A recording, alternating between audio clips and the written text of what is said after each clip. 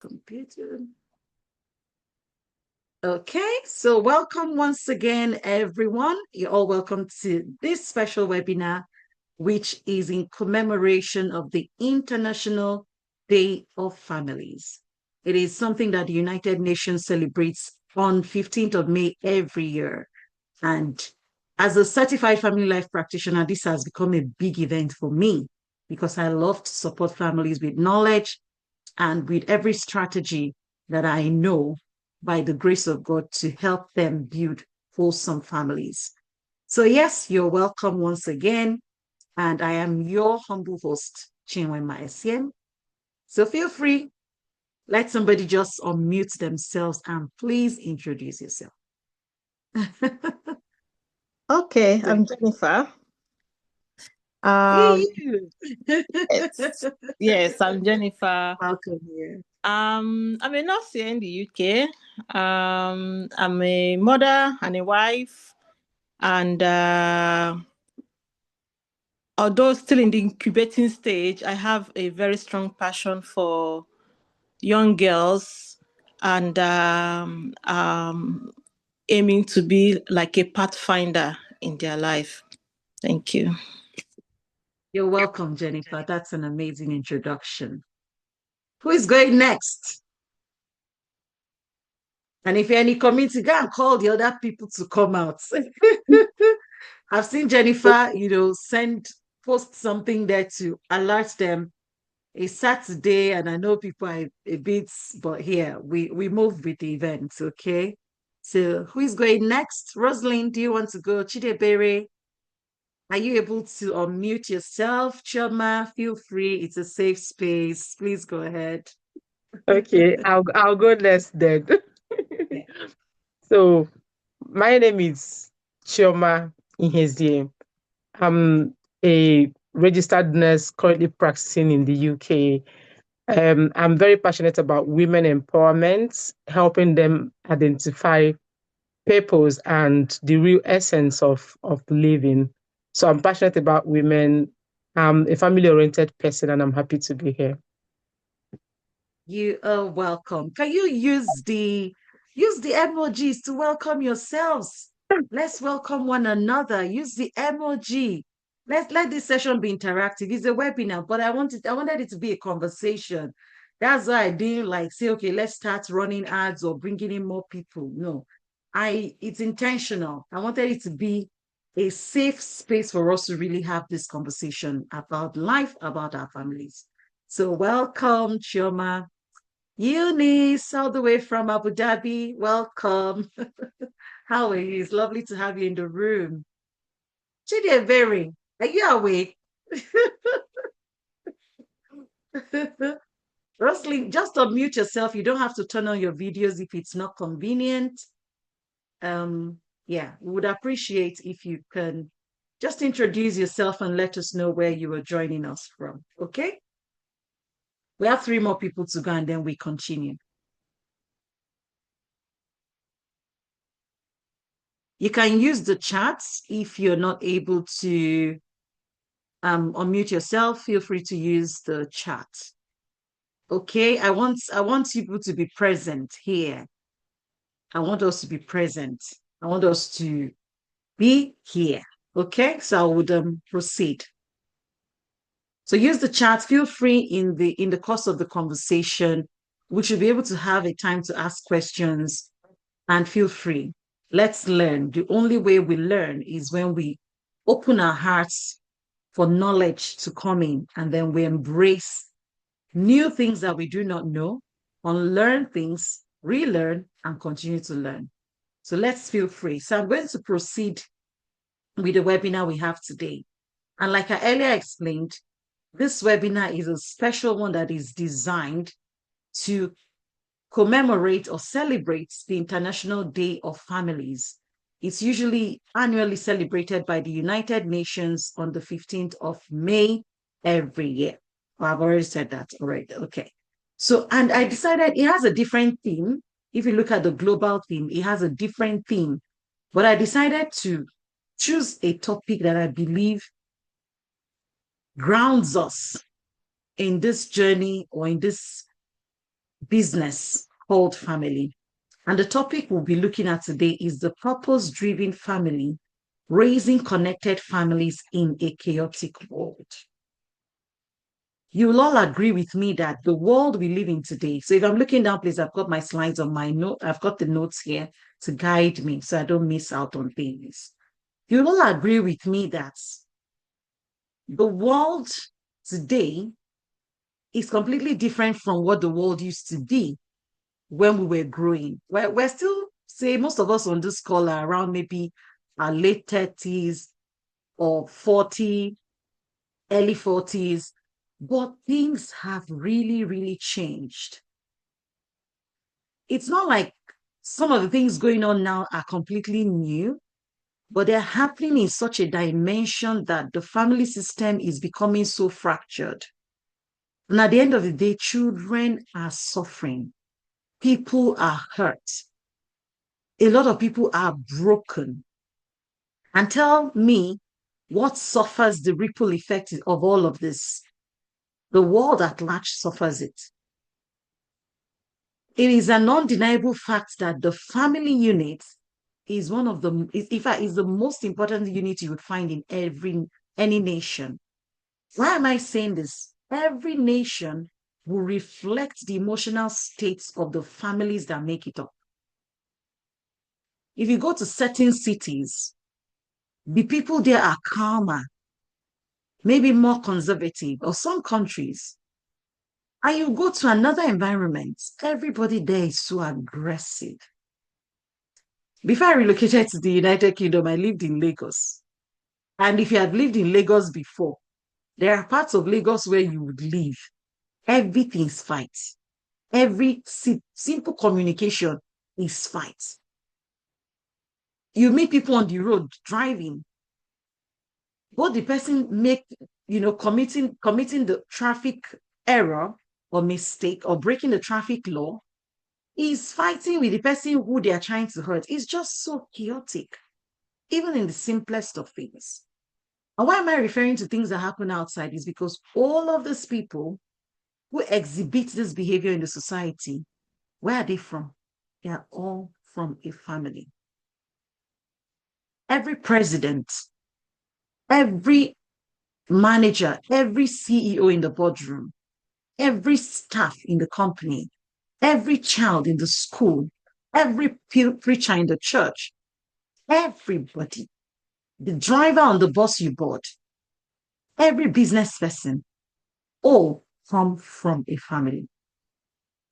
So before we became wives, before we became, welcome, no problem. Welcome, Jocelyn. Thank you for sharing that. So before we even became nurses, teachers, whatever profession we are in, before we became wives, before we became mothers, we were first a human being, an individual. And each and every one of us is a product of our upbringing, the significant emotional experiences we had growing up, and the environment that raised us. All of these foundational factors shape us into the human beings that we become.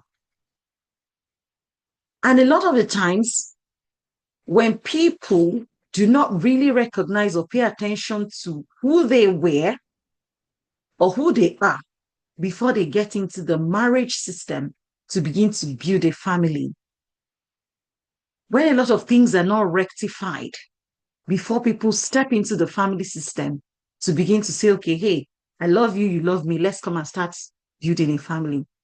That is where a lot of things go wrong. Why? Because there are things from people's upbringing that are so shaped them from their parents, their handlers, maybe child minders, even in schools, or the child minder that their parents brought into the home to support with looking after them. A lot of people have been dealt a lot of difficult situations in life because of this upbringing. Now we're trying to build a family.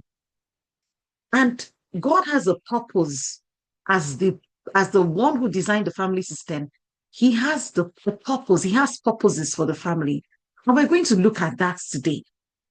When God was creating the family, which started with Adam and Eve, God's intention was for the family to be that foundational structure that shapes every society.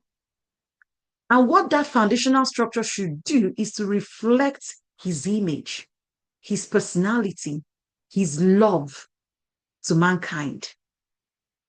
What this structure, the family, what God wants the family to do is to be that primary training ground for people to understand what life is about and be able to develop habits that will help them successfully sustain healthy relationships. What the family is supposed to do, as intended by God, is to nurture holistic growth. So, one thing I want you to do today as we have this conversation is x-ray your family through the lens of the things I'm going to be saying today and see if your family is actually working in alignment with God's plan, with God's intention. God designed the family to be a model of his love.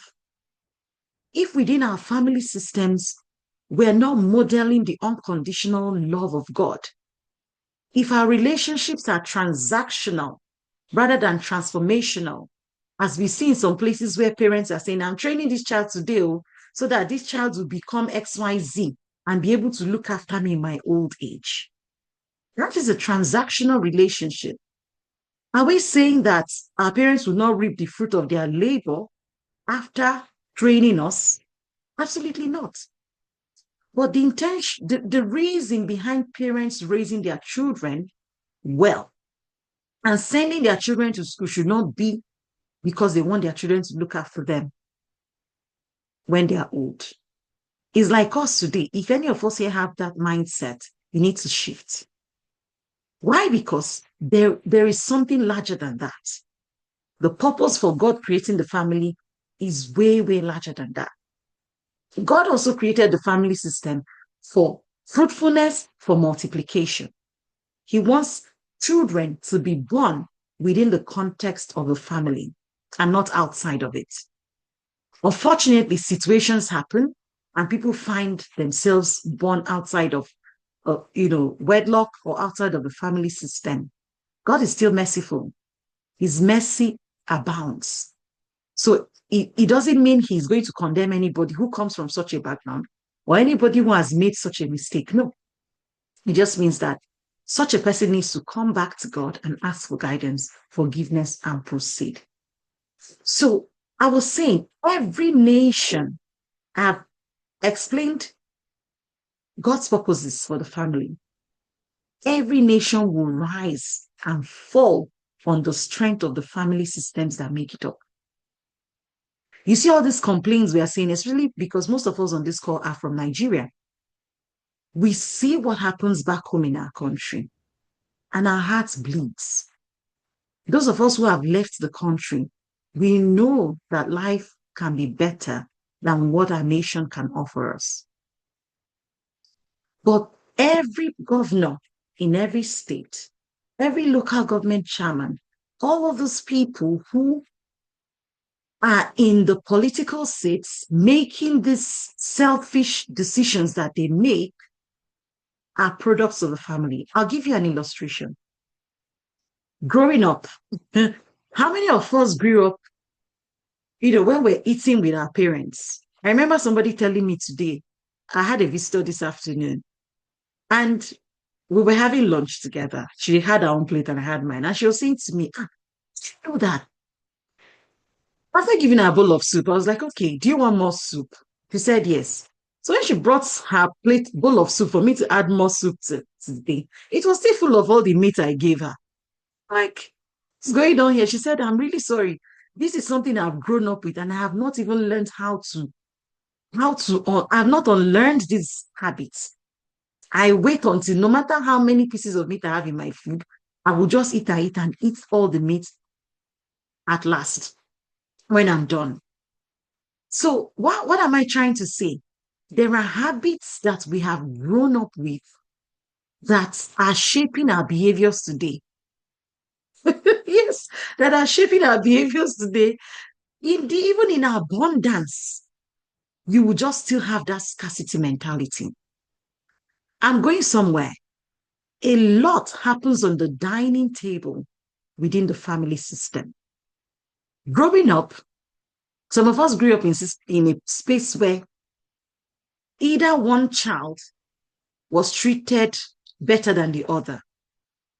Some of us might feel that, oh, maybe our parents loved me more than my sister or brother, or loved my brother or sister more than me. You know, this favoritism thing that some parents unconsciously show amongst their children out of ignorance. That thing is destructive. So, as we're talking to ourselves today, we're going to be talking to ourselves as wives, as mothers. How are we shaping the next generation? And I know men also need to hear this conversation, and this is happening within a women's community. I'm hopeful that you'll be able to find a way to share some of the things that I'll be sharing here today with your spouses so that it can be something that you would have as a conversation and you can begin to practicalize them. On the family dining table, there's this thing that happens in some families where the parents feel that, okay, because they are the parent, they deserve to take 2 pieces of meat and the children take 1 piece of meat. Parents take maybe 2 slices of bread. And oh, children, because you are the little one, take 1 slice. I'm not saying like if that's the quantity your child can eat, that's fine. But there's just that subtle inequality, inequity that exists in the little things that we do within our family system without even knowing it. And as the child is growing, the child is wondering, why is mommy taking 2 meat and giving me 1? Why is mommy and daddy having the bigger meat and they're giving me the smaller one? They just cannot find answers to these questions. But that is where it starts. The ideas begin to seep in that parents can have more of something because they're adults, or my older brother can have more of something because he's older. And as people leave the family environment outside, this mindset, these seeds begin to germinate in ways to say, I can actually be better than some other people. I can treat other people better than I treat other people. And we begin to have all of these disparities. You can name so many other things that happen. This is just an example to show us. Oh my goodness. Let me read what Jennifer is writing in the chats. Okay. So she says, my husband wanted to place this subtle inequality of meat and fish, but for some reasons today, I said no to him. That is the children that even need these proteins more than us. Yes. Finally, all of us share the same spare meat. That's it. It's subtle. These things are subtle. We don't know how far they go. Have you asked yourself, growing up, how many of us remember maybe stealing meat from pots? How many of us remember? Me, I licked milk. I was stealing milk. I've loved milk since I was a child. Jennifer said you did it. Why do you do it? I was stealing milk. I loved milk. And they just would not give me enough. So I kept going when they are no longer there. Open the container. I remember I'll just scoop the spoon into my mouth and I will just lick it clean everywhere and go. That is how these subtle behaviors that you see in people happen from the family. We might trivialize it. And you're right, Jennifer, it's the children who actually need these proteins more. You know, even in my own family, I'm having to re-educate my husband about it because he just has this thing that everybody has to eat 1 meat. I'm like, no, we were doing that when we didn't have enough. And that is understandable, right? But when you now know that you can afford to have more, ideally, eating more protein is healthier than filling your plate with plenty carbohydrates. But that is upbringing. We learn to fill the plate with rice and then we put one drumstick. And to us, we are chopping life. These are all subtle narratives of how our mentality is shaped. And people leave the home with it. It's the same in expressing family values in different ways. So I'm glad that we can relate with what I'm explaining here. And one question I want us to ask ourselves before we proceed, what kind of family do you want to be remembered for building? It's a matter of beginning with the end in mind. Okay, I'm now building this family. If tomorrow I'm not here, what kind of family do I really want to build? What legacy do I want to leave behind? What legacy do I want to pass on to my children? So whether we like it or not, I know as a Christian, and I know all of us on this call are Christians, the devil knows how powerful the family systems is. And he will do everything possible to break that cord that is holding the family system together. If it doesn't come through the husband doing something very unhealthy, he will come with the spirit of anger in the wife and emotional hurt from different angles, just so that that union will be broken. In the UK alone, in the last 5 years that I've lived in this country, do you want to know? I'm sure most of us are aware of the number of broken families. Those are the ones that are reported that we see in the news. The number of broken families that have happened in the last 5 years. Now I'm just talking about African families because my own coaching is for African people. I don't coach Oibos because their own mentality is different, right? Some of them, yes, might have the idea of the context, but I understand our culture better and I work more with Africans. We know how Africans value the family system back home, even though a lot of families in Africa are dysfunctional. Coming to live in the Western world, the system here doesn't spare the families. It's like any marriage that is not working well back home, it cannot work here. So when people come and say, I think the reason why the family marriages are breaking is because the women come here, they're empowered, their eyes become open, they don't have respect for their husbands anymore. That's not this problem. Just know that that relationship has been struggling before. That relationship has been struggling before people relocated. Why is the family still important? Why do we have to talk about the family? First of all, like I've said, it's an institution that was ordained and established by God. Genesis 2, chapter 24. We see that in the Bible. I've also mentioned that every leader, every citizen, every child comes from a family. And strong families build strong nations. So, as a person, my contribution to life is not just to my family, it's not just to myself. Everything I do, I think about the ripple effect that it will have in 5, 10, 20 years' time to the world or even to my community around me. Every action, every habit, every decision that we take, that child that you're raising in that family is going to leave that family to start another family with another person in the next how many years. And what they'll leave your home with is the values that you're giving to that child, is the environment that you've built for that child. So the family system is national. It is not a personal business. Don't just say it's just about us and that's okay. No, there's a ripple effect from the family. When families are fractured, the society will feel it. You will see children, abandoned children, children from broken homes. And these are the children that our own children mix up with in school. So the four walls of our own home is not enough. It doesn't protect our children because they will go out there.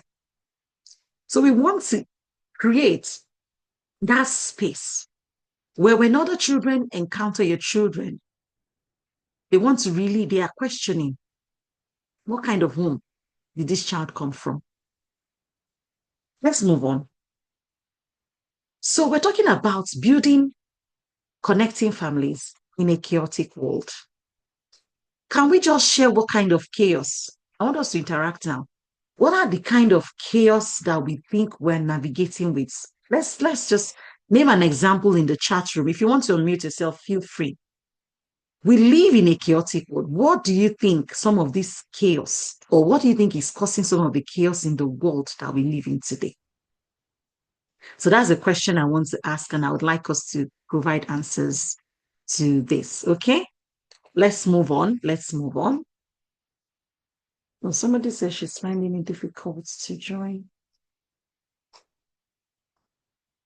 Sorry. Is anyone saying something? Let me look at the chats again. Oh, Eunice, eating of eggs. Yeah, milk and all that. So none. Interesting. Okay. Yeah. Let me see. I think I've missed the charts here. Yes, economic uncertainty. Absolutely. And that is making a lot of parents very anxious and being so busy, trying to devote a lot of time to working rather than struggling to find a balance, really. It's not because a lot of parents don't want to be there for their children, but economic uncertainty is one of the reasons why parents are really trying to work and work and work and work and not making out that time to look after their children. Yes, lack of transparency. Absolutely. There are so many. Oh, why are they saying they cannot join the webinar? Please, I'm really sorry. Bear with me. I just want to check. A lot of people are reaching out that they can't join. Let me just see if I can. I don't know why. I'll just copy the link and share to them.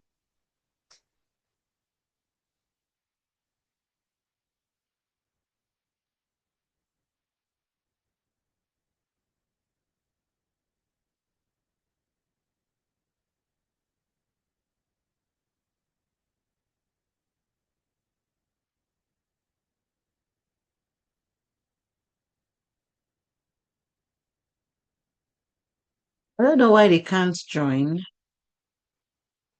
Let me just see if they'll be able to join. I'll try to send them the link.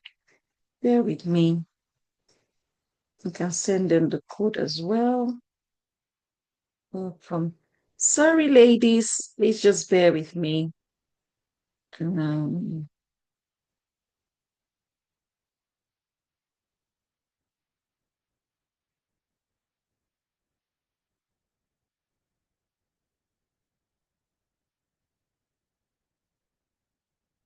all right. Sorry about that. Hopefully they can make it in. Yes, chaos in terms of technology. Yes, that's Jennifer. Advancement without proper preparation, e.g., kids' use of social media. Absolutely spot on. So these are some of the thank you all for sharing. These are some of the things, and in fact, I have that technology thing. I'll share with us some of the chaos that we're navigating in today's world, busyness and disconnection. In the place of parents, in the place of parents trying to make ends meet, they have become so busy. I remember back home, I had to resign my job I think was it in 2012. I had to resign my job as a nurse in the hospital because my husband traveled a lot for his business, for projects and all that. And we were ending up leaving our children at the time, I think it was our son. We're ending up leaving him with his grandmother because both of us were away to work. And one day I said to myself, what is this? Is this the kind of family I want to build? And that was how I was at work on a night shift. My son was ill and my husband was away out of the state. And that was the day at work I picked a sheet of paper and resigned. I didn't even give it a second thought. I just resigned. I remember when my matron said, she was like, Mrs. Essien, I hope this is not what I'm thinking. I said, I'm sorry. My son needs me. Both of us cannot just be away from an innocent child. There are alternatives. I had to pick up a job that paid me maybe about 25,000 naira less. I picked up a job that paid me 25,000 naira less with no benefits whatsoever. But just because it was closer to the house and it allowed me to work Mondays to Fridays. So that way I could drop our son at the daycare and pick him up at 5. And then I'm with him over the weekend. I'm with him throughout the night. That was how I started changing my jobs to jobs that made me available while my husband traveled. Because I know that I don't want to build a family where I cannot be present, or either of us will not be present in our children's lives. And this is the challenge that a lot of families are facing. Now, the invention of technology, we now live in a technology driven world, and people are more digitally connected than they are relationally and physically connected. In the same house, a lot of people do not even talk face to face, like sit down and have a proper conversation. Sometimes before the husband is waking up, the wife has gone. Then the husband goes for night. Before the wife is coming back, the husband has left. The children are with neighbors. These are the problems. There are no time for people to actually sit down and have conversations like we used to do, or like our parents used to have the time to do when all these phones and all that was not available. There's a technology and screen culture. Every little child you see now has a tablet. And, for parents, it looks like, my child has a tablet because the other child has a tablet. It is not monitored. Sometimes we have some families that we support with their children, just as we help each other here in the UK. And there's this particular one, once they are coming, the little boy has his own tablet, the sister has her own tablet. And I'm like, you guys are coming to a family where we interact. My children can go on devices, but there's a limit because we like to interact physically. We like to be relationally connected. So this is what all these screen things have done. Children now have unfiltered access to the world through a device. When I say unfiltered access, like is uncensored. Sometimes some parents say, I've put parent link, I've put this link, I'm monitoring it. But how present are we? Sometimes we are physically present, but are we really, really present? If we're not intentional about these things, the world will be the ones training our children for us under our very nostrils. The shifting values and identity. There's now a narrative that is sold out there that is now loud. Everybody's not like, I don't owe anybody anything. I don't owe anybody any explanation. There's now this culture of nobody cares. Gone are the days where we used to believe that it takes a village where a parent can actually caution another child because of finding them misbehaving. Now, it's a crime for you to even talk to another person's child. So these things are making children struggle. And within the family systems, a lot of children don't even understand who they are anymore. They don't even understand their identity because their own parents are struggling. And one thing that I always say is that nature abhors a vacuum. Whatever you create room for, something else is going to fill it. It's like in marriage, the moment a couple begin to drift away, the devil will bring his chair and put it in between both of you. He will look for something to fill that vacuum. And tell me what, that thing is not going to be the right thing because nothing should be coming in between both of you in the first place. Mental health challenges. There's anxiety. There's a lot of anxiety about, people meeting up with deadlines.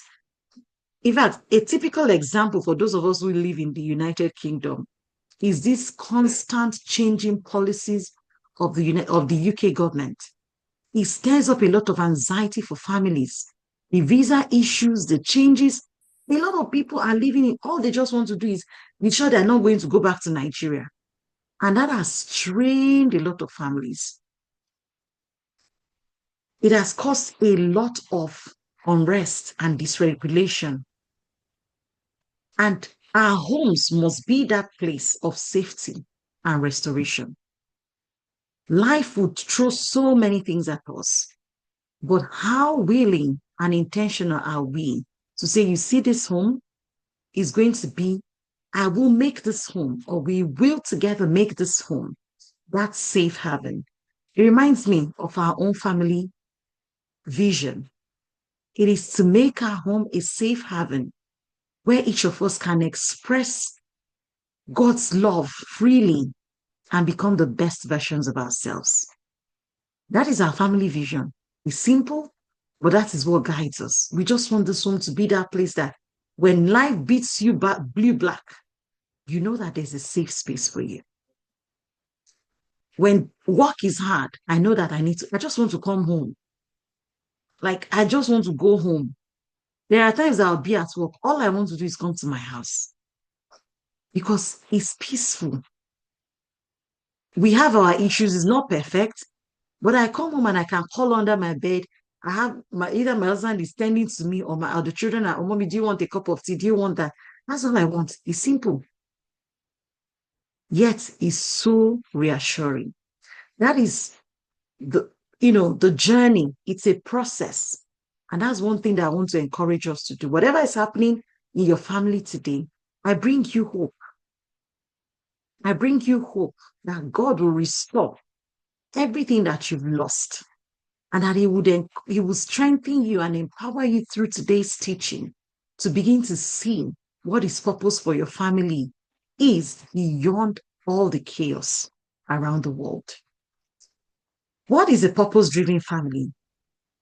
It is a family that is defined by shared values and not just a shared space.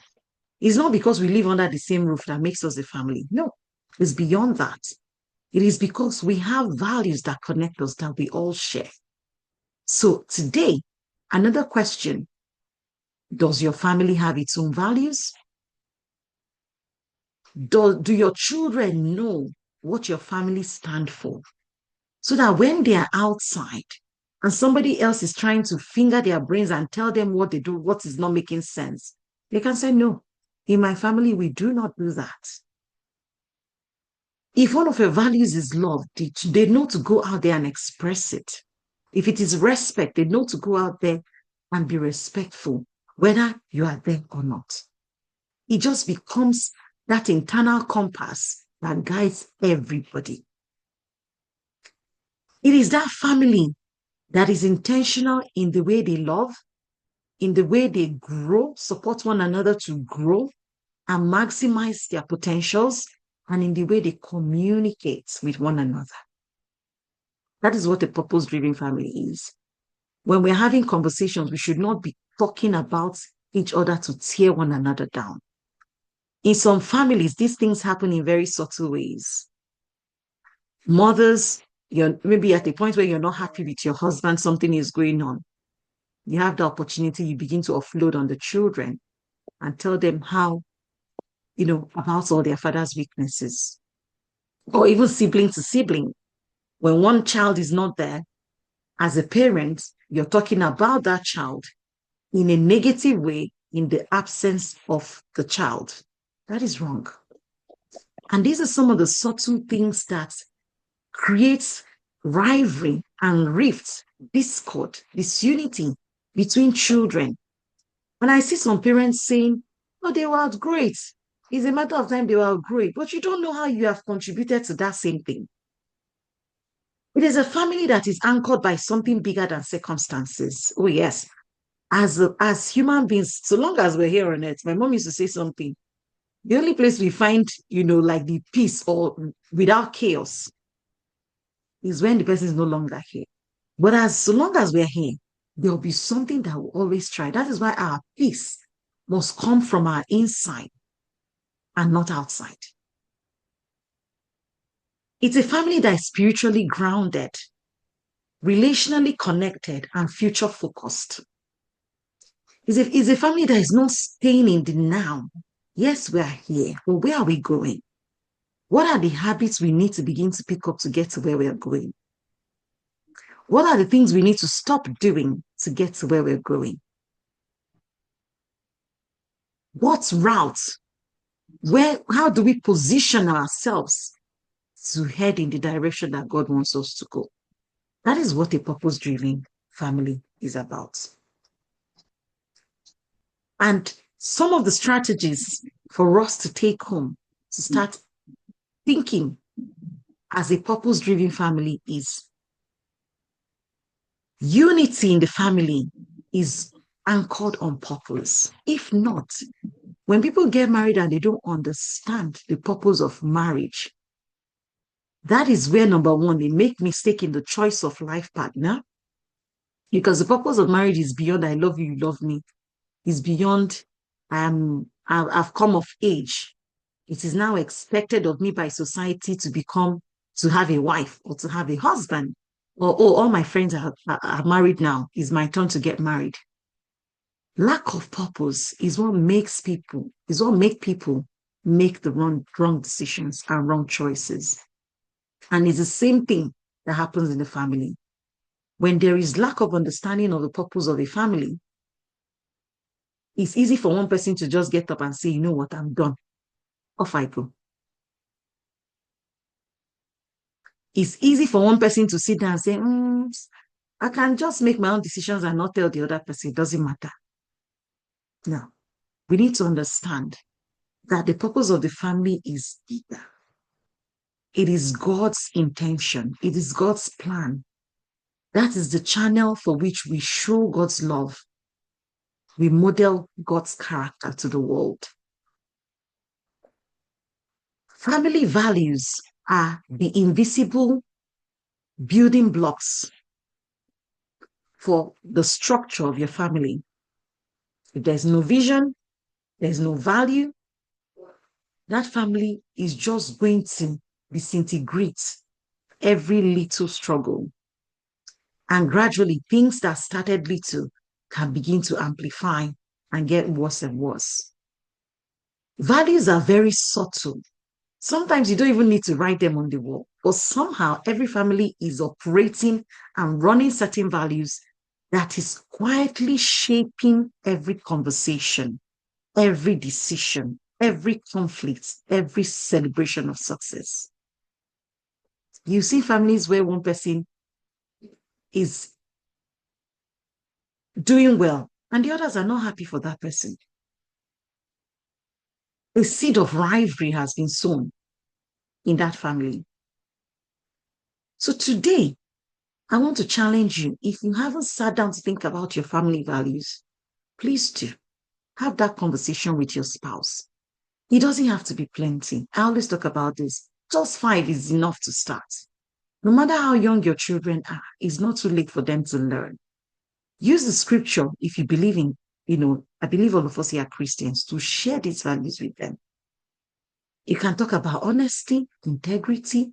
You can even use acronyms so it's easy for children to understand.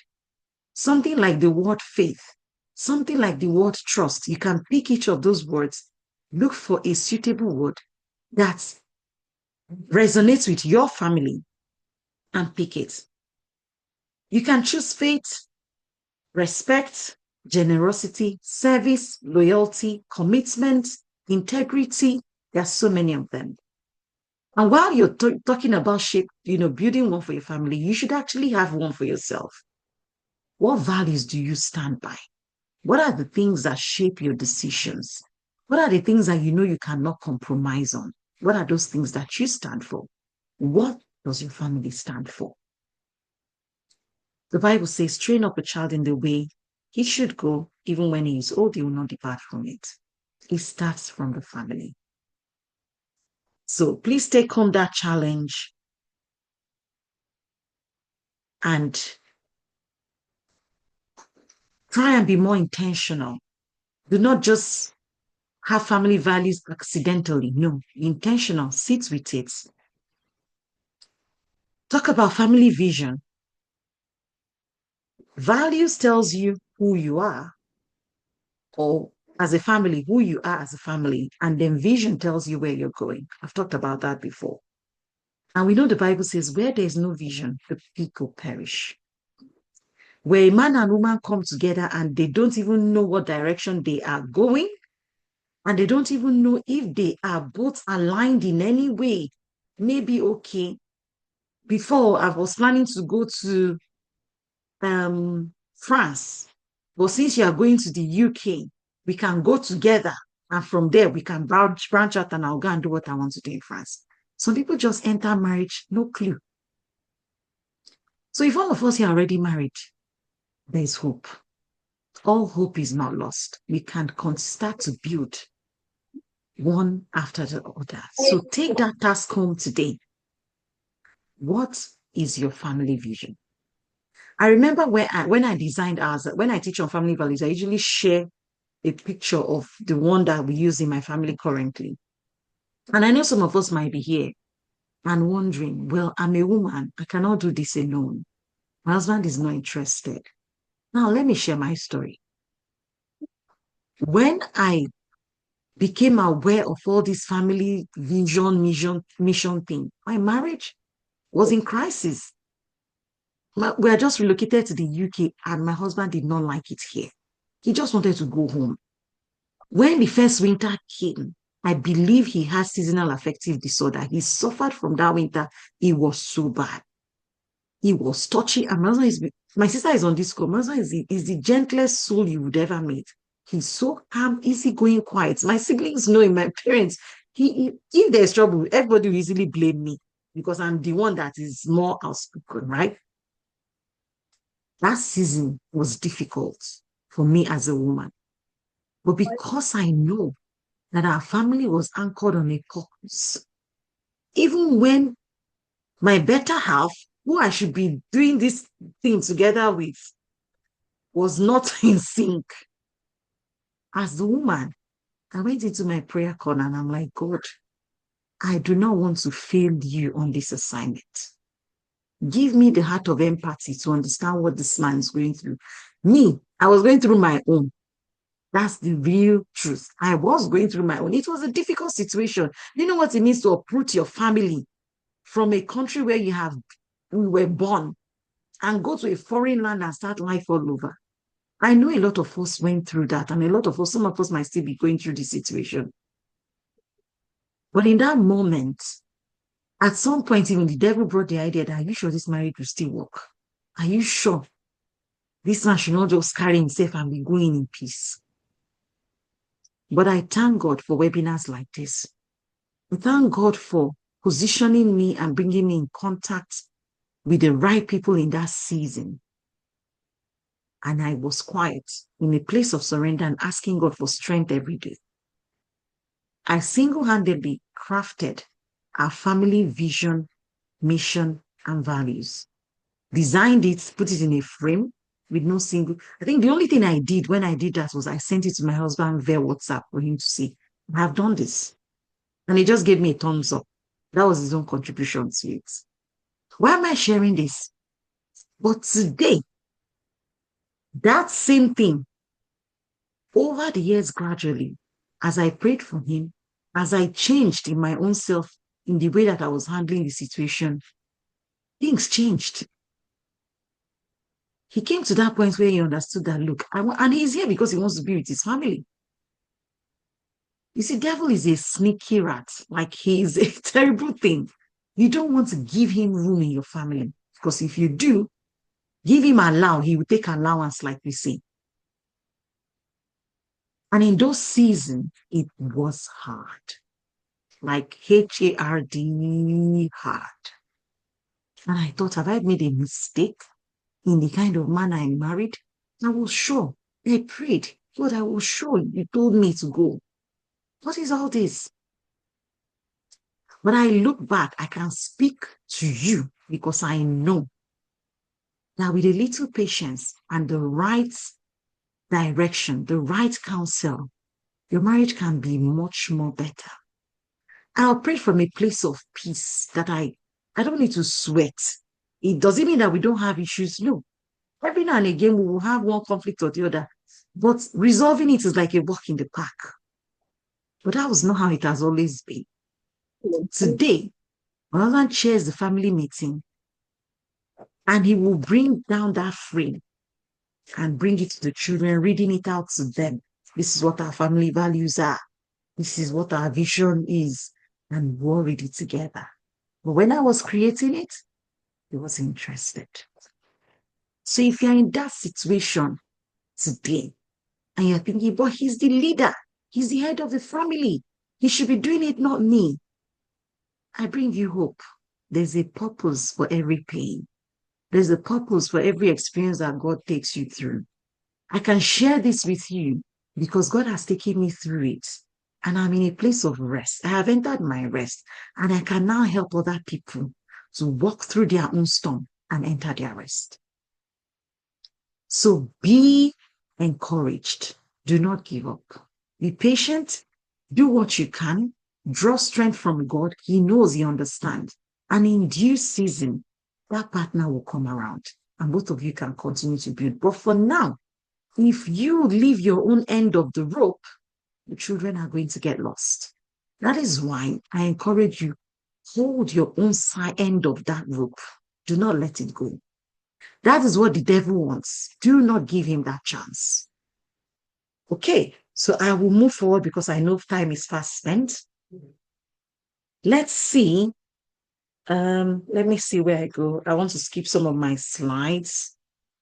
Okay. Let me just try and find, yes, my next slide says, okay, I'll give us practical tips for cultivating lasting family bonds before we round up.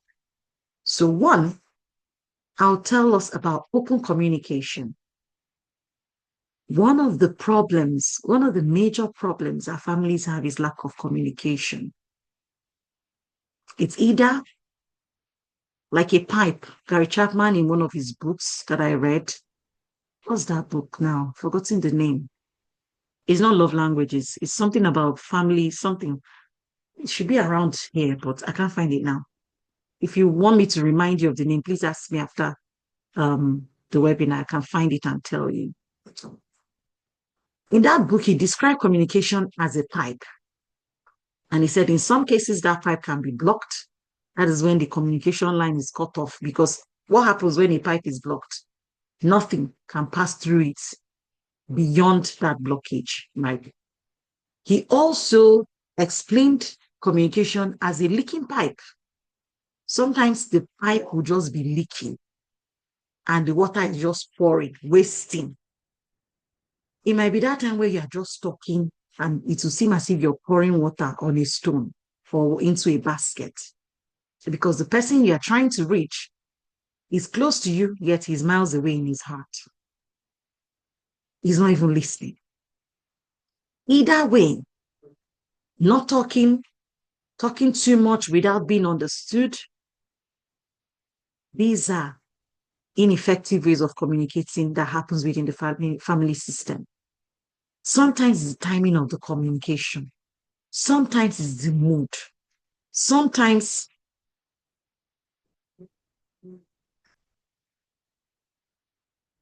no, it's not that one. It's not that one. It's not that one. Thank you for asking. But I will check and I will maybe put it in the chat in the group or send it to anyone who is interested in it. So make the home the safest place for every member of the family to speak. Ask more than you tell. Listen more than you lecture. As a parent, sometimes we want to lecture our children from today to tomorrow, or even want to lecture our husband, or our husband wants to lecture us. Every time is not the time for lecture. We need to be able to find the wisdom to know when it's time to say certain things and when it's time to hold back a bit and then think through things and say, okay, am I right in saying this now? Is this the right time? How safe is our home environment? As women, some of us, sometimes when we're the ones who have gained more knowledge than the man, if we're not careful, we also have some ego where we want to show the man that he doesn't know as much as you know. And the truth is, some of our men are not very intellectually high up there. In relationships where the woman is more intellectually sound and the man seems a bit laid back, we will find this kind of problems where he doesn't care. He's just too complacent to know what is going on. A lot of wisdom is needed for that woman who is the one who is maybe better off intellectually. You don't go and keep telling him, you don't know this thing. I know this thing better than you, and I'm trying to tell you. Typical of men, they're not going to listen. That approach is just going to make them build a wall of defense, and you will never be able to reach that person. The same thing with our children. Everyone deserves to be spoken with respectfully. Nobody deserves to be shouted down at. So when as parents we're talking to our children, we need to develop that emotional maturity in the way that we speak with one another within our families. It's important for us to protect. Let's have family rituals that we can even protect. Guard your family time. Now that your children are home with you, in the next few years, they will be away from home. They would leave. Whatever culture and rituals is created, like for us, it's mostly Saturday mornings when most times I'm home and my husband is home, or Sunday afternoons. These are like our family ritual times. Then holiday period, yes, we maximize that to watch movies together, do a lot of things together. We go for walks together. And it just creates that time, that space where children know that we need to bond as a family. So sometimes we're all in the sitting room, we just watch movies, buy popcorn and all that. In the evening, everybody under the TV, and it's because they turn off the light. It feels safe. These are things that we can do. Sunday dinners, bedtime prayers, movie nights, whatever it is that tickles your fancy as a family, find that one thing. It could be two, it could be three. Just find something that connects all of you together. Usually when we have our monthly family meetings, I like to make it, because it's children, you don't want to call them to a meeting as if you're in a boardroom. I try and bring some neighbors because I know it keeps them on the table. It keeps them to follow through that conversation. I'll just put some different things on the table, put a glass of drink for everyone. And we come to it and you see the children ease into it, because that's the way to make them feel like, this is not a strong talk. My voice is actually being heard. And we negotiate. I remember sometime we had to change some things we buy in our house many ways, because our older son felt we're consuming too much sugar. And he was like, Mom, that's not healthy. He was saying it in family meeting. I'm like, okay, we'll adjust. We had to change the kind of bread we buy. We had to actually check, okay, which one has less sugar, which one. Okay, Chama is saying, what do we discuss in the family meeting? Okay, so in the family meeting, we discuss how we have fared in the course of that month. So usually before you jump into a family meeting, you should have a family goal. You should have goals that you have either set for the year or for the month. Each individual in that family should have their own individual goals. And when you come each month, what you're doing is recapping on how last month has been, the struggles of last month. Talk about even the children, if they had difficulties in school, you want to review, how can it be better? And hear from them as well. It's just that opportunity. Sometimes it doesn't have to be strict. When you're starting initially, you just want to ask the children, what do they think about both of you as parents? What would they like you to do differently as their parents? And you can also tell them what you like them to do differently. Encourage them for the things they are doing well. 15, 10 minutes, depending on the ages of your children, you don't have to make it too long, because if you do, they get bored and they want to leave. But if you do it maybe just 10 minutes and just say, oh, we'll just have a nice meeting. We'll just want to chat. Don't really call it a family meeting if your children are young to understand. You know, we want to have a chat. We want to just talk about how we're doing as a family. And you can start by asking the children, children they're just so plain and open. So if you really want to know how you're faring as a family, ask your children. Just ask them that, what do you think we can do differently? And what do you like about our family? And what do you not like about our family? What do you think if we do differently, you will make you happy? They will tell you.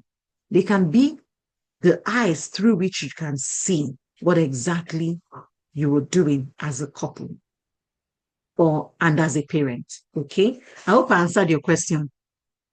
Shoma, I know she's the one who asked that question. I don't know where she is now.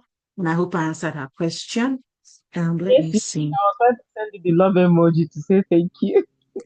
Okay.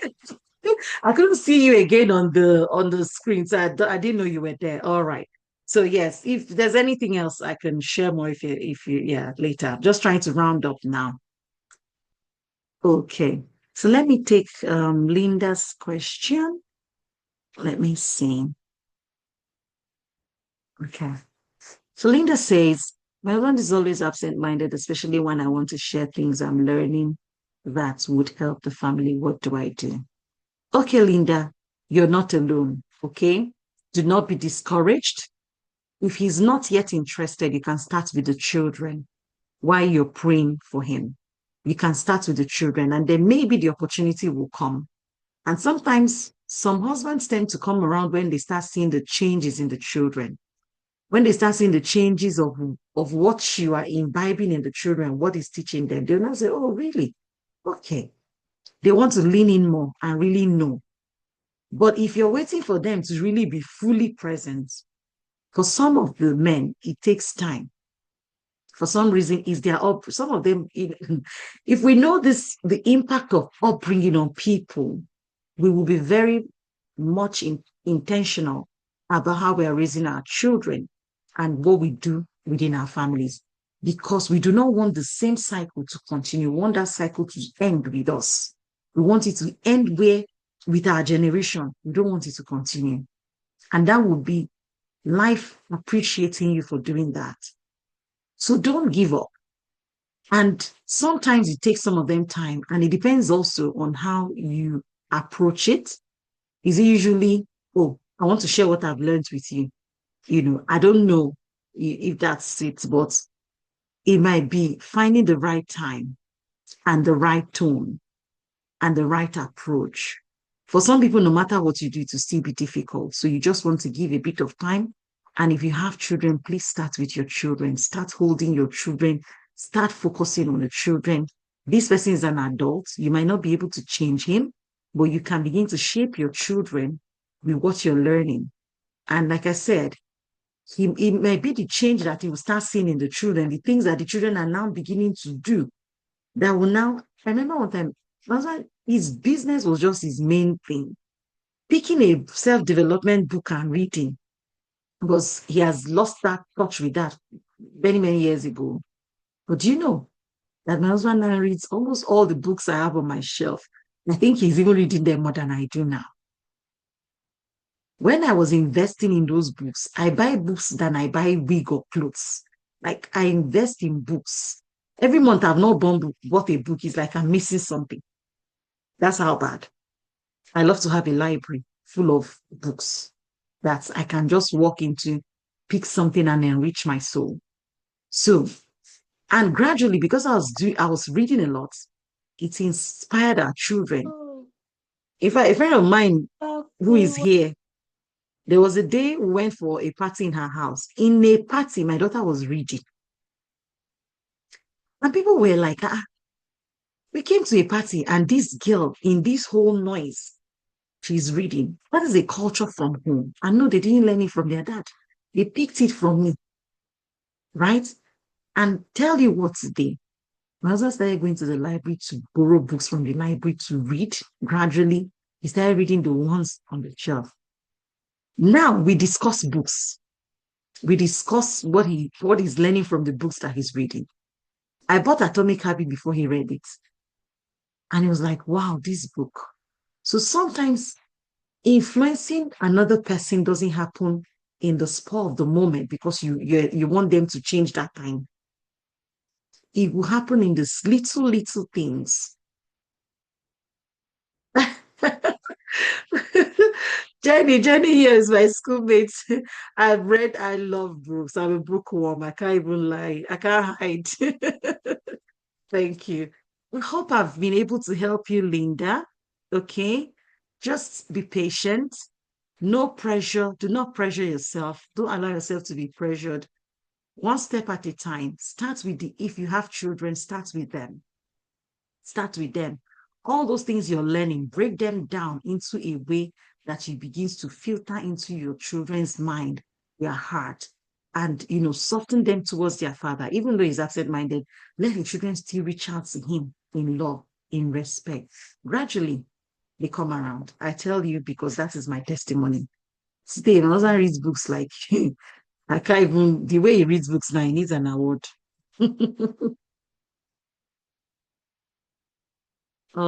It's in there. Let me read your own. Today's webinar is taking longer than I expected, but I'll soon round up. I hope you guys are getting value. I hope you're not just here wasting your time, but I really just want to have this sisterly conversation.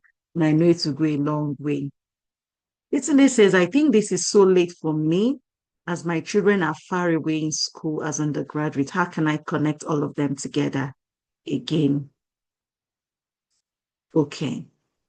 One thing you can do Yetunde, do you have a family WhatsApp group with your children? Hmm? Okay, good. You can thank God for technology. These are the advantages that technology have. I do not want you to have the mindset that it is too late for you. Okay. Every day we wake up is a gift. And it is a gift, is a new opportunity to better things for ourselves. That's why it's called present. So I want you to see that every day is a present, is a gift. So you still have the opportunity to do that. You're still here. So with that WhatsApp group, you can choose a time with your children. They are in school. Are they available Sunday evenings? That might be a period where they're not in, everybody's not in school. Are they available Saturday evenings? So walk around, yeah. So look for a time.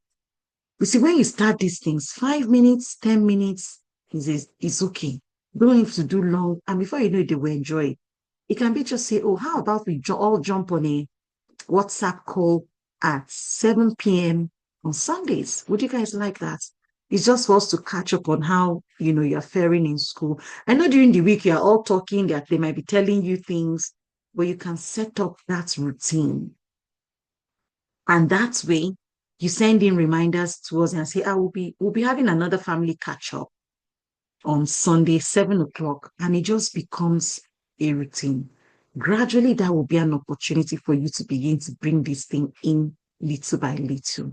Sometimes you can even gift them a book that has things you want them to learn. And one book that I always recommend is The 7 Habits of Highly Effective People. You can never go wrong with that book. It even has one, 7 Habits of Highly Effective Families. I have that one, and it's such an amazing book. Don't worry. If they give you excuses, leave messages on the group. Leave them prayers on the group. Okay?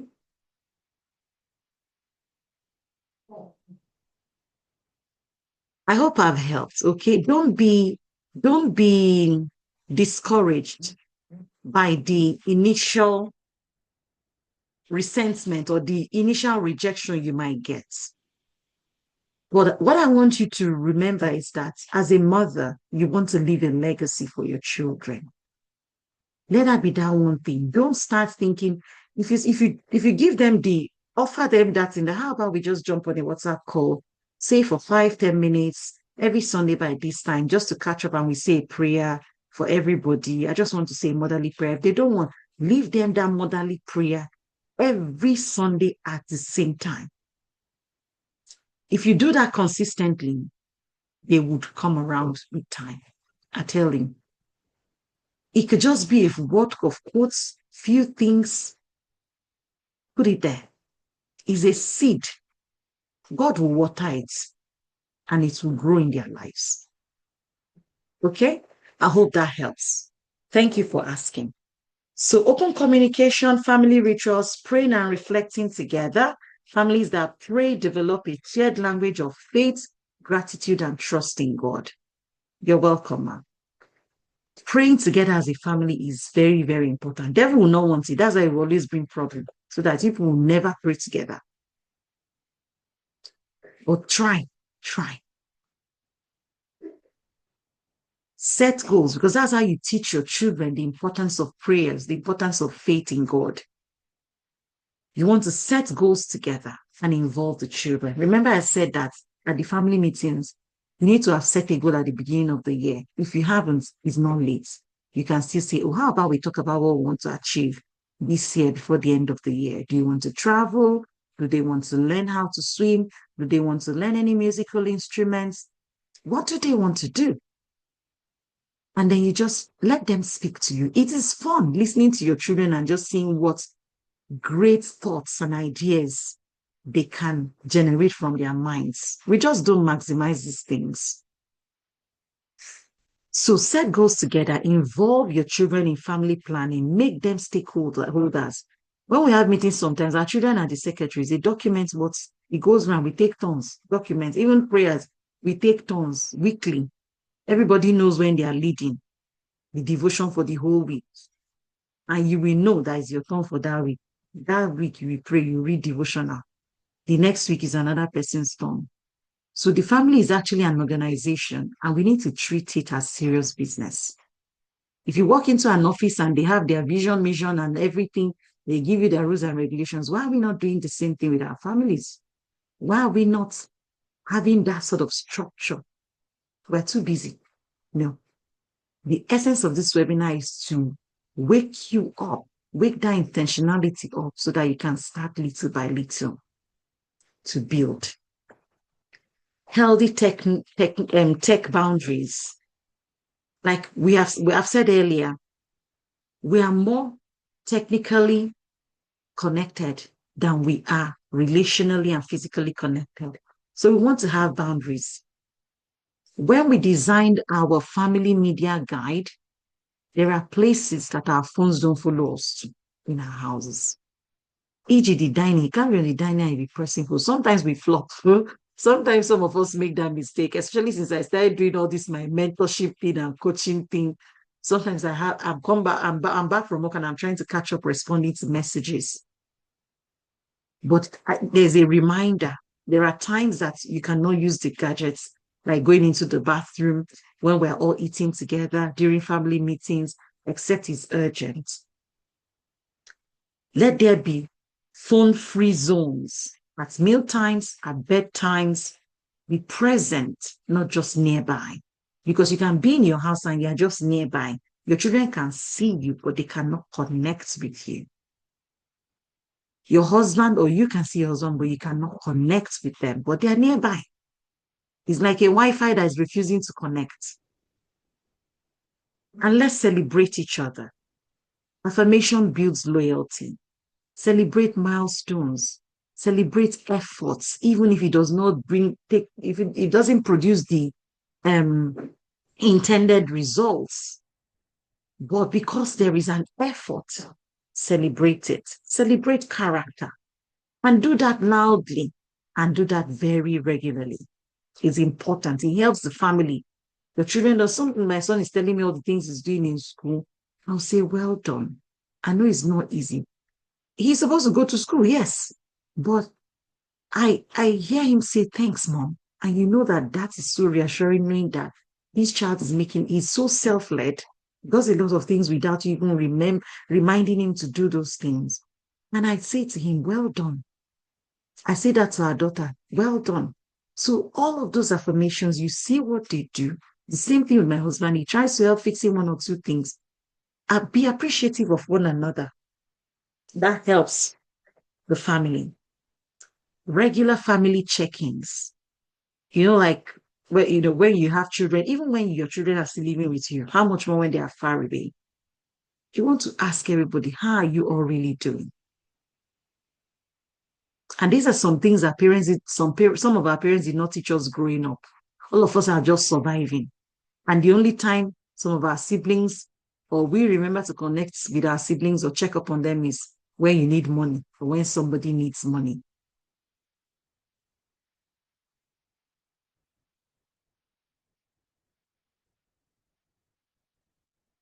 Linda, okay. He says, sometimes I feel less of myself when I'm physically around my husband, though he supports my growth. What could be the cause? This question I need to ask you other questions, okay, to be able to get to the root of it. There's definitely something in the background that is driving this feeling.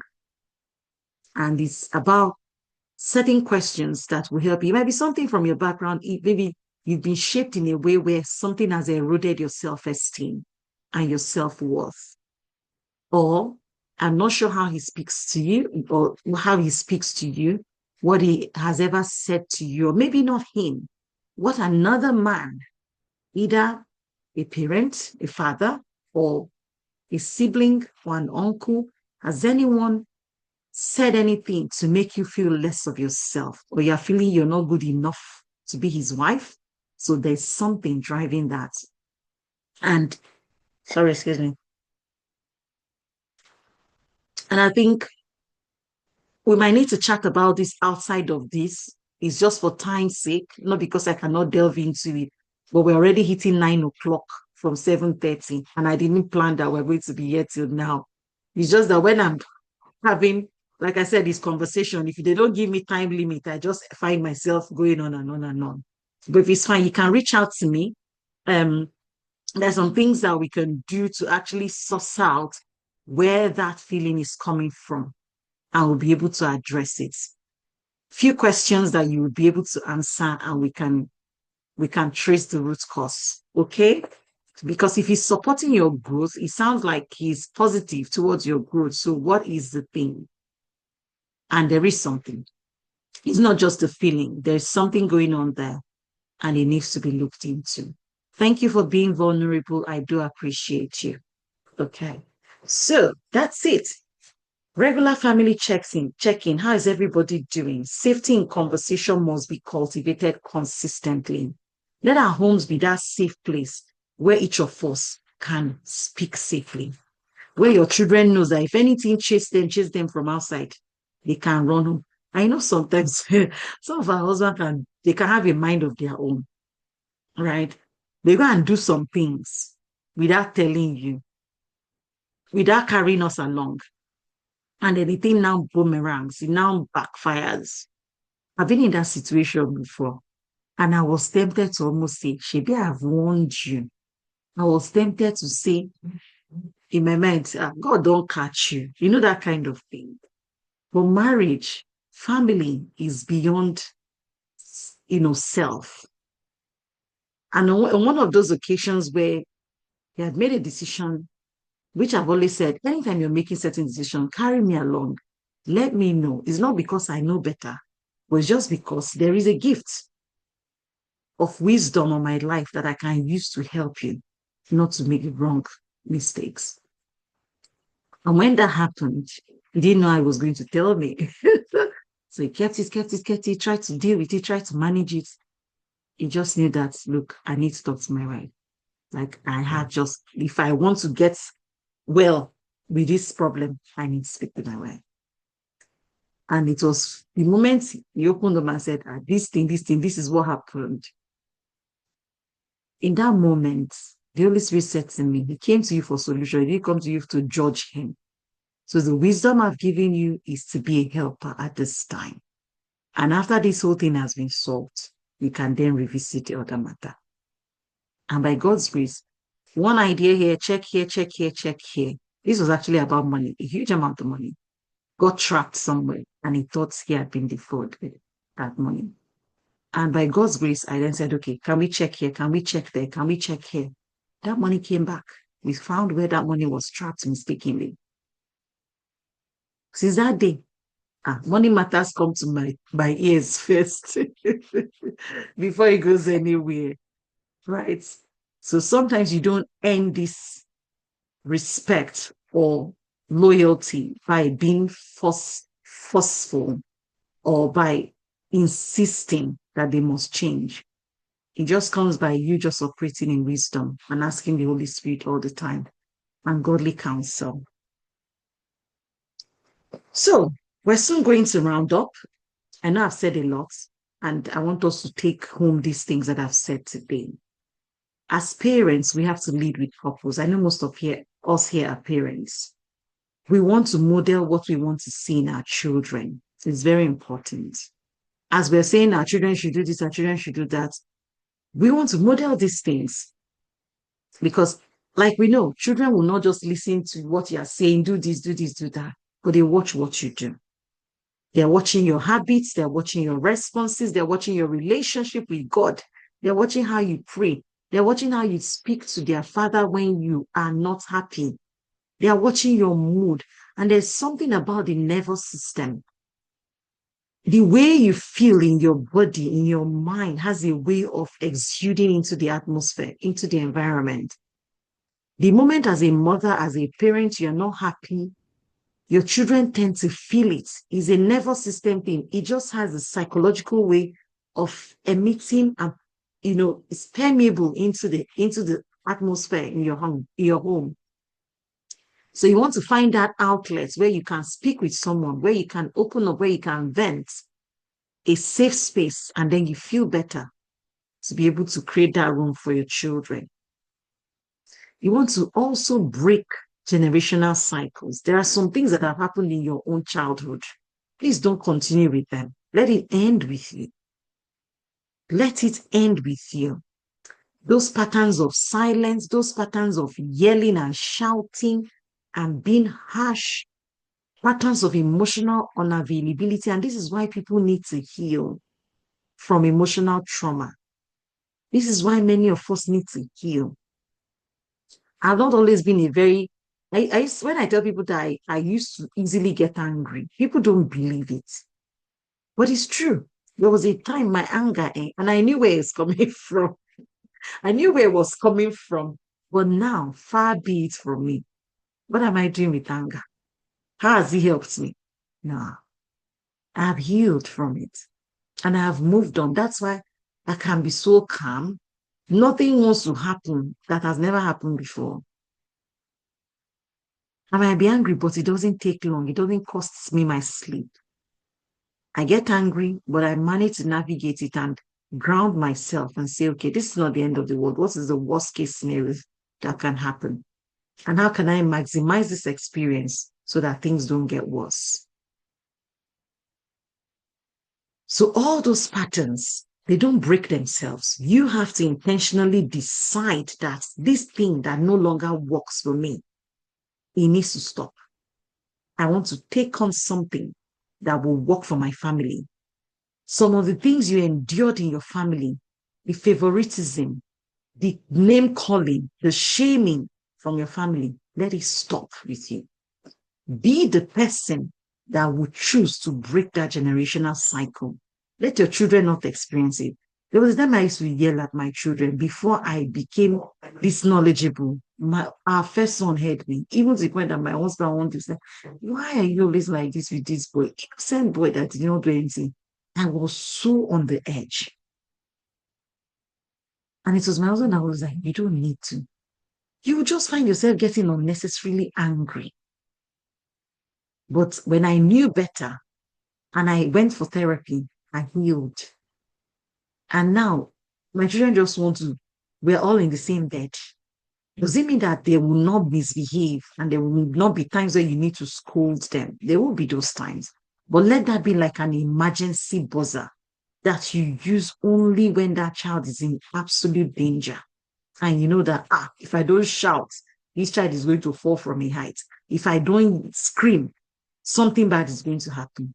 Let the times you shout or scream be an emergency buzzer that is going to save a situation, not for regular communication. So it's not about perfection. Everything we're talking about here is not about perfection. It's about purpose. It's about being present. It's about being honest with yourself and with the situation that you found yourself. It's about embracing growth to say, okay, I've made these mistakes. I haven't done this. Now I know better and I want to do better. It's about staying grounded every day. And honestly, the better we become, the more significant life becomes. The more nothing in this life throws you off. Because you know it's life. And you've been equipped by how you would be able to carry on. You're welcome. You're welcome, my sister. So I think as we get here, I want to encourage us. We've gained information from here. All the information we've gained from here is not going to bring about transformation. What will bring transformation is our decision. The decision to do better. So one of these things this week, I would like you to choose whichever one you want to do differently at the end of everything I've said. Okay, let me see. Okay. So I have a slide here that talks about raising connected children in a disconnected world. It just says children who feel genuinely connected at home are far less vulnerable to the world's problems. That's what it says. And you want to do this by make sure your child, your children, even yourself, you feel genuinely seen and heard at home. Let their identity be affirmed. Yes, you're speaking their worth over them. The devotional we looked at today in my family is talking about self-worth. And as parents, we use the opportunity to ground our children, reminding them of their identity, how God made them in his image and his likeness. Because one of the things you want to do for your child is to ground your child in the identity of who they are. Because one of the biggest battles any human being will fight is the battle of identity, not knowing who you are. That's where it starts. If you do not recognize, not just by being able to quote that you are fearfully and wonderfully made by God, it's not by just quoting it, but if you're not able to absorb it in the real essence of what it is, you will go out there and somebody will look at you and size you up, and you too, you will be waiting for them to validate you. Oh, well, hell no, no. Anywhere I show up, nobody needs to validate me. I am fully myself and of myself. Why? It's not pride. It's because I know the one who made me. And I know what God has called me to do. So a fellow human being who cannot make a strand of my hair has no right to tell me who I am. Shine Rose is here. Thank you so much for the bless you, Choma. You're welcome. Shine Rose says, I think we need more sessions on how to raise children. Yes. Okay. Yeah. So the truth is, this can be better. Okay. There are ways. There are ways that work. There is, you can, discipline in parenting is a must, but the approach and how you are applying that discipline is what needs skills. It needs you to have the skill to know how to approach a situation. Every wrong behavior in a child, something is driving it, something is causing it. And until your children learn that there are consequences for their actions without you always picking the cane, without you always yelling, in fact, sometimes you need to sit down, let them choose the consequence by themselves, and they will comply. So it's not too late. I would see if I can organize that, okay? So you want to make sure you all are secure together. So I close here. What is the one thing you will do differently this week for your family? I want us to take that away. Are you going to call a family meeting for the first time if you've never done it before? Will you write your family values? Will you document your family values? Identify them, go through them with your family members, and will you document them? Are you going to create, tech guides for your family? Have phone-free areas, phone-free times. Are you going to create a family bonding time or ritual or routine? Are you going to have a conversation that you've been avoiding that you know that is very important? Are you going to simply say, I love you, I see you, and you matter? Sometimes that is the simple thing that we need as families. You just want to hug your children or your spouse and tell them that you love them, that you see them, and that they matter. And you want to teach them, model that to them so that they can do that's the same for you. I mean, I enjoy it when I'm still in bed and I get a bear hug from us from my our oldest son is 15 now. That one has passed hugging stage. Even normally, we not even want you to hug him. So we just find a way to express our own love to him in his own way. Although our daughter loves to be hugged, she loves touch as a personal, her own love language. Our youngest son, a bit of here and there, but yeah, some days he loves hugging. So all of these things are just way to just whisper, "Oh, I love you," to the children, to your spouse. And yes, let's act justly, love mercy, and let's walk humbly with God.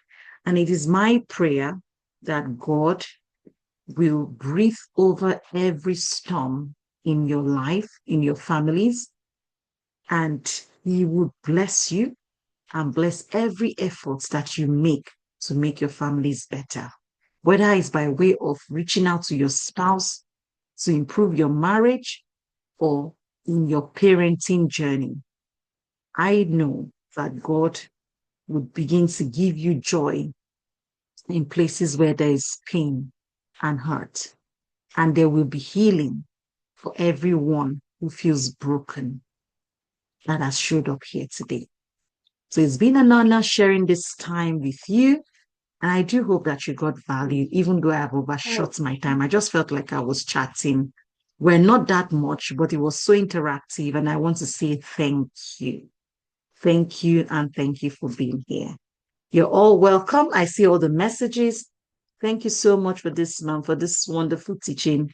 God give us the strength and wisdom not to relent in. Yeah, absolutely. Amen. Choma, you're welcome. I know you just got the invite today and you were here. Thank you for being here. Thank you, Eunice. Thank you, Linda. Thank you, Shine Rose. God bless you all. Keep winning, keep shining. Thank you, Jennifer. And do have a wonderful night. Does anyone have any further questions? I knew I was taking the questions as we went on, and that's was part of the things that slowed us down a bit, but that is absolutely fine. If anyone has any other question they would like to ask, please, I am more than happy to answer. Oshikoya Oluremi, you're welcome. You're welcome. God bless you. Okay. In the absence of no question, it's not the end. You have access to me. You can reach out, you can send questions. I might be a bit slow in responding because of the volume of things that I attend to on a regular basis, but I would do as soon as possible. Thank you so much, Mama Yetunde. Thank you for being a great vessel. God bless you. God bless you, Ma. Thank you for showing up. Thank you for your commitment. Like, I celebrate you. You don't even know half of it. God bless you. May God continue to empower each and every one of us that as we, make our mark on the world and as we make footprints in the sands of time, the world will remember us for good. Our children will remember us for good. We are blessed, and our children will call us blessed. Our husbands will call us. The wisdom to navigate life be multiplied unto each and every one of us in Jesus' name. Amen. Amen. Amen. Amen. I love you all. I celebrate you. God bless you.